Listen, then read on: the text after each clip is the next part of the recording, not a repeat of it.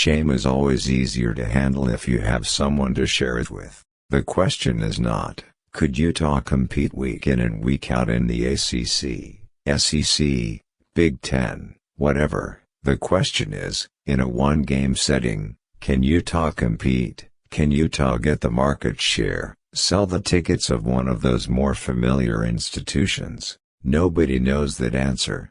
Pressed against her I can hear eternity, hollow, lonely spaces and currents that churn ceaselessly, and the fallen snow welcomes the falling snow with a whispered hush. Her lips arid at mine, baiting each other with the warmth of our breath, barely grazing, detouring, then connecting.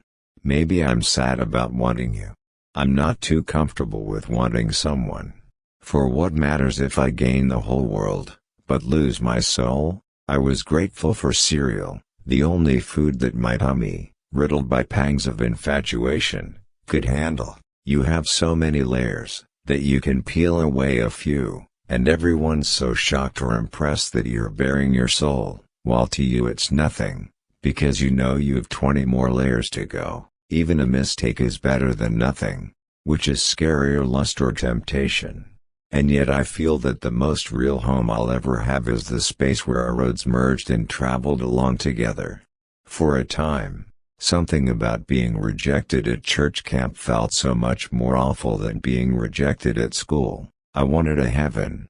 And I grew up striving for that world, an eternal world that would wash away my temporary misery. At night, lying on your back and staring at the falling snow, it's easy to imagine oneself soaring through the stars. How satisfying it is to leave a mark on a blank surface.